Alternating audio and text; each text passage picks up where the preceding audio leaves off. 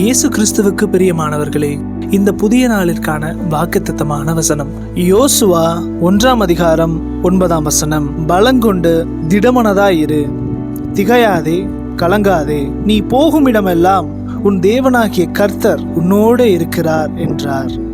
இந்த வார்த்தை நம்முடைய வாழ்க்கைக்கு எவ்வளவு பெரிய பலனை தருகிறது பாருங்கள். பல நேரங்களில் நம்மை சுற்றியுள்ள சூழ்நிலைகளை பார்த்து நாம் திகைக்கிறோம், கலங்குகிறோம். அடுத்தது என்ன நடக்கப் போகிறதோ என்ற பயம் நம்மை சோர்ந்து போக செய்கிறது. ஆனால் நம்முடைய ஆண்டவர் என்று உங்களை பார்த்து சொல்கிறார், திகையாதே, கலங்காதே. நீங்கள் எந்த பாதையில் நடந்தாலும், எந்த காரியத்தை தொடங்கினாலும், நீங்கள் போகும் இடமெல்லாம் அவருடைய மாறாத கிருபையும் பேரன்பும் உங்களை தாங்கும். உங்களுடைய சொந்த பலத்தால் அல்ல, அவருடைய அளவற்ற தயவினால் நீங்கள் எல்லாவற்றிலும் திடமனதாக இருக்க முடியும்.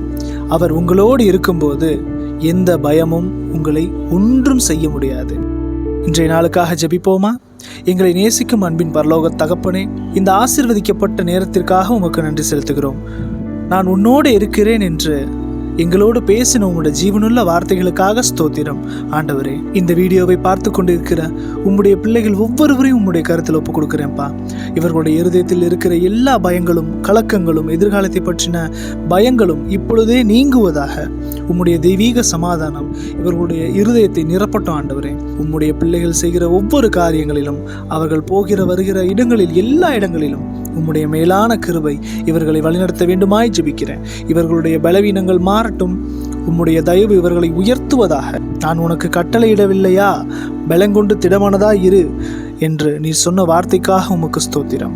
முற்றிலுமாய் உங்கள் கருத்தில் ஒப்புக் கொடுக்கிறோம். நீரே எங்களை ஆளுகை செய்து ஆசீர்வதிப்பீராக. மீட்பரும் அருமை இரட்சகருமாகிய இயேசுவின் வழியாய் ஜெபிக்கிறோம் எங்கள் ஜீவனுள்ள நல்ல பிதாவே, ஆமென்.